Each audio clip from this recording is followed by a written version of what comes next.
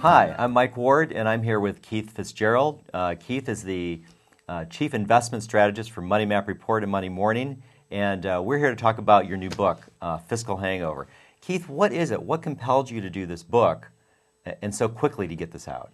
I had a very simple mission, Mike. I wanted to produce something that would help millions of disillusioned investors who have been taken, I believe, on a white-knuckle ride they didn't deserve.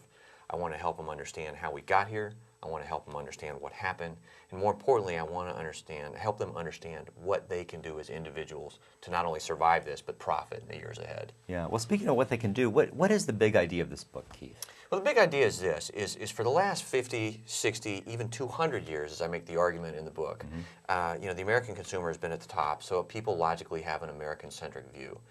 My belief is that based on this financial crisis, we're now dealing with an entirely new marketplace, and that events thousands of miles from our border in some cases are going to influence not only our investment, but investments worldwide. So it's not U.S.-centric anymore. No, this is a global market now. The way capital moves, the way money walks and flows, the way the companies do business, this is clearly a global time frame. Well, how much has that changed, the U.S. market? I mean, years ago we knew, if you go back to World War II, it was 40, 50%, almost 60% of the entire world market was generated by the U.S. 50%, I think it was in 1945, if I have my statistics right. In 1945, 50% of the world's GDP was the United States. Now, you could make the argument that that was, because of the war, much of Europe was destroyed, much of Asia was destroyed. But the reality of the situation is today, you have the rest of the world accounting for 75% or more of total economic activity. And so the United States really has not fallen. What's happened is everybody else has grown. Okay. So what's the strategy? I mean, if this is the reality we face today, Keith, what strategy does this book lay out? Well, this book lays out in very simple terms what you need to be thinking about to get ahead tomorrow. And give you an idea here, the average investor holds 6% of their assets in stocks that are focused with international holdings. Right. Reality situation is, if you know that 60% of the $300 trillion we see flowing into this marketplace in the next 5 to 10 years is coming from outside the U.S., you don't want to concentrate exclusively in the U.S. You want to grab holdings that, in fact, take advantage of this global money flow and allow you to capitalize on it. Okay. Now, when you say take holdings, what kind of companies are you looking at? I mean, can you give us an example of the kind of companies you're looking for that people can find in this book? Absolutely. This book actually has a list of 65 or so companies that, mutual funds, ETFs, companies that are good starter choices for everybody to evaluate. They range from small cap companies that are sort of $100, $200, $300 million entities, all the way up to the multi-billion dollar entities like McDonald's, which is a true global player, derives a huge portion of its sales from outside the United States.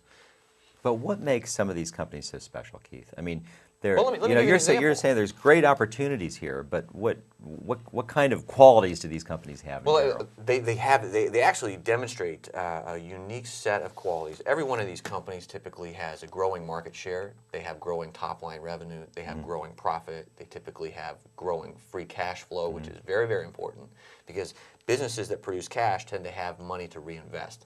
As we found out in the financial crisis, nobody ever went broke on accrual accounting. Right. Cash counts.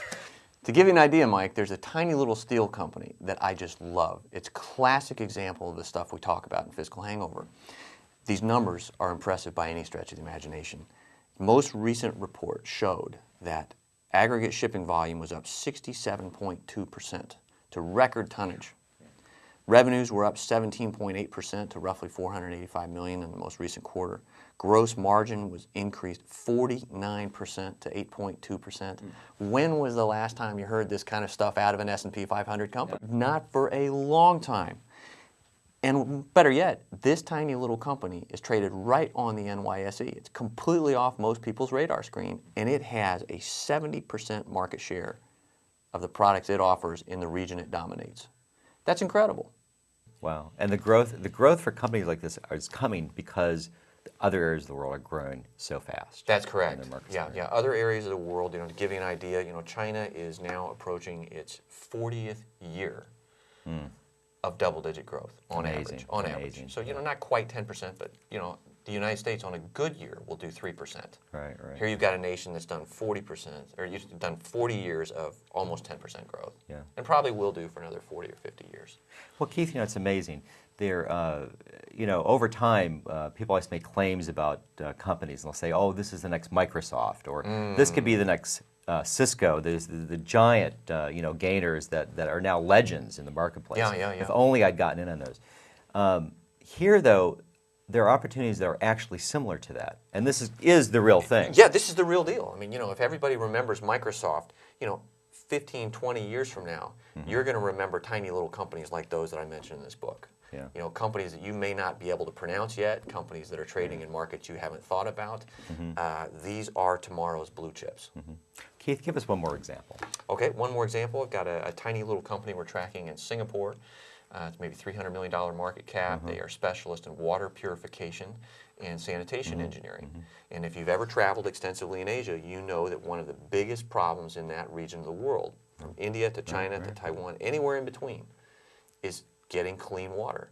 You need it to live, you need it to make stuff, you need it to consume stuff, and they haven't got it. So companies that are active in this area, have government spending that is estimated to be $30 or $40 trillion over the next 20 years allocated to this sector. It's very logical to find companies that are operating in that space. Infrastructure, water, power, highways, rail, these are all areas that have trillions of dollars assigned to them worldwide. Tiny little companies that are exploiting those niches are what we're looking at. Okay. Well, Keith, that's quite amazing. There's we're looking at the new normal. We're looking at the changes in the global economy and in the U.S., and we're looking at fantastic opportunities. And for people out there watching, you can find all this now in Fiscal Hangover. The book is moving up the charts rapidly, and you can find it at bookstores, Amazon, online, almost anywhere right now. Keith, thank you very much. Thanks for having me, Mike. Appreciate it.